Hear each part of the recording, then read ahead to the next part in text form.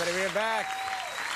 Our next guest tonight is an Emmy award-winning actress who currently stars on the #1 show in television, CSI. Please welcome the lovely Marg Helgenburger.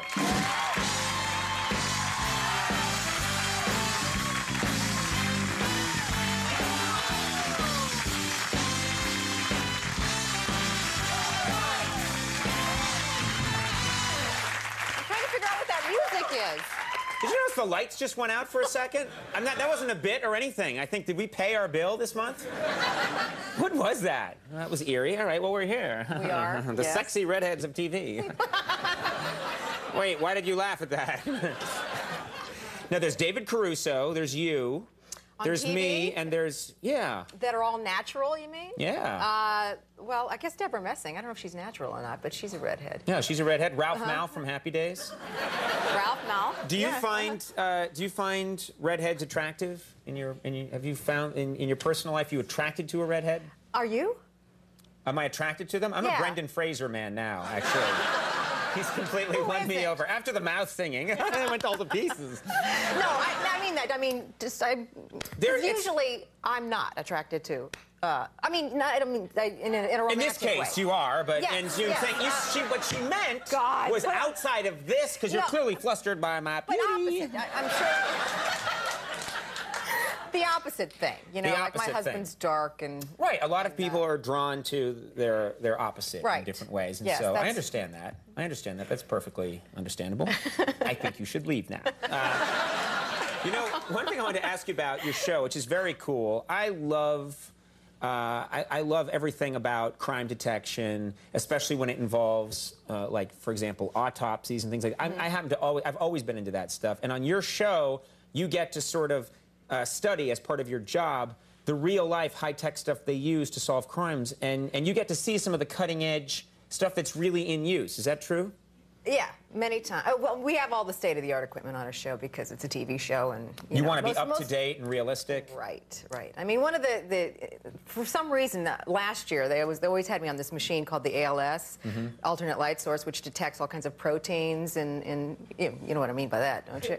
In other words, fluids. You can see fluids. La Bamba knows what we're talking about. La Bamba's got one at home.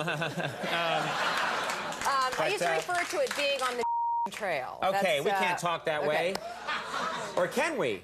Isn't it I'm not sure. Night? Yeah, I thought so, but they'll either bleep that or not. They might run in, you know, like an old sitcom they will? during that. Oh, I don't know. I don't know if you're allowed to say that. We'll look it up. We'll find out.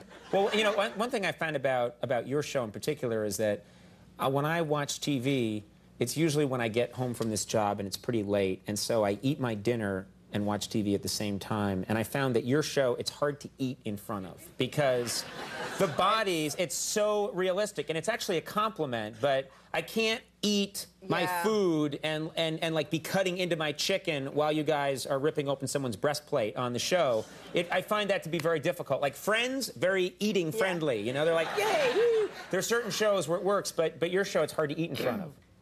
Well, I'm sorry to hear that. Actually, I witnessed a couple of autopsies, actual autopsies, and the sensorama effect was stayed with me throughout the entire day. I couldn't eat for the entire day. Did you find that was it the visuals that was bothering you more, or like the? Was the whole thing. I mean, it was just sensory overload in every way. Because one of the bodies was what we refer to as a decomp, and. See, that's the kind of, I know people are like, but I find that stuff fascinating. I really do. Have you ever seen one? The only thing I've ever done is watch that show on HBO, Autopsy, which I love because they show you the real stuff.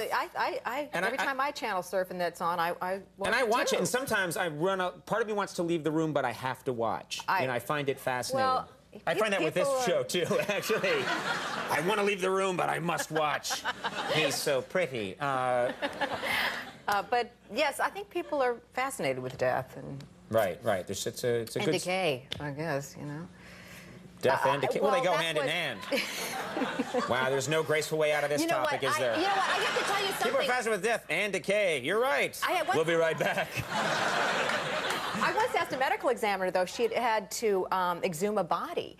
And she said, oh, many times. And she said one time it was this gentleman who it was a watertight coffin because the wife requested that because he was deathly afraid of water as when he was alive. So his flower was still intact, and this note he was holding from his grandchildren was still there. It was just kind of touching. And I said, why did you exhume it? She says, well, it was this nurse who they think had these multiple personalities, and one of her personalities may have poisoned him when he was in the hospital for this hospital stay. It led to this whole sort of discussion about. See, I don't care when people get into all, I want to be dressed in this suit and I want to be put over here because I like the view. I think you're dead. You're gone. I don't care what they do to me. They can leave me in a field somewhere. I want children to find me and go, ah, you know? That's what I want on Halloween. Please, someone remember that when I'm gone. CSI airs Thursday nights at 9 on CBS. Marg, thank you very much for being here. Nice to have you on the show. Marg, Helgenburger, everyone. We'll be right back. Ron Isley, Burt Bacharach. Stick around.